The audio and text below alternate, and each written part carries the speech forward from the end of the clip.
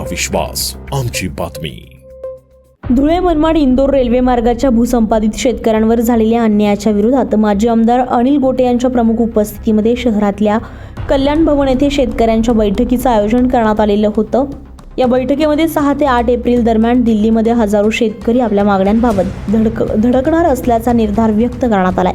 यावेळी सर्वपक्षीय खासदारांना भेटणार असल्याची माहिती माजी आमदार अनिल गोटे यांनी दिली आहे. मनमाड इंदोर रेल्वे मार्ग भूसंपादन प्रक्रियेमध्ये भूसंपादित शेतकऱ्यांना राष्ट्रीय महामार्गाचा दर लागू करावा, शेतकरी कुटुंबातील एका व्यक्तीला नोकरी द्यावी या मागणीसाठी शेतकऱ्यांच्या बैठकीचं आयोजन करण्यात आलेलं होतं.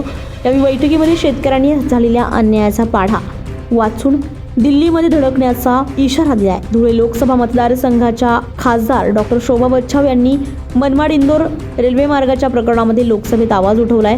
मात्र शेतकऱ्यांच्या मागणी व्यतिरिक्त त्यांनी आवाज उठवल्याचं म्हणत खासदारांनी कुठल्याच शेतकऱ्यांशी चर्चा न करता भूमिका मांडल्यानं धुळे लोकसभा मतदारसंघाच्या खासदार डॉक्टर शोभा बच्छाव यांनी मनमाड इंदोर रेल्वे मार्गाच्या प्रकरणात लोकसभेत आवाज उठवलाय.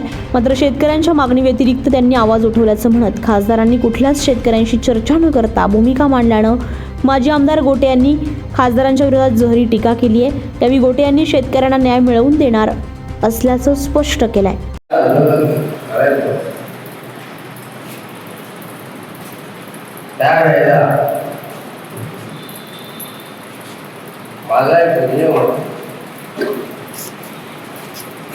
तो म्हणजे आंदोलन करण्यासाठी जे काही जेवण लागेल ते सगळ्या गावातून गोळा करायचे. गोळा करेल, पातळीचे पैसे गोळा करेल, सगळे करतात.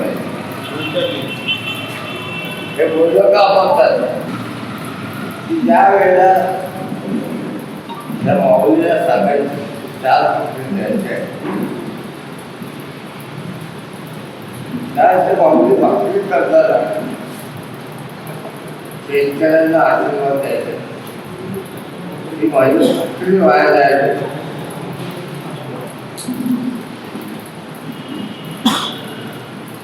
आणि सगळ्या गावामध्ये गोळा केलेल्या त्यावेळेला माझ्या मुलांनी शेतकरी काम करत होते. त्या सगळ्यांना वाटते की आम्ही एकत्र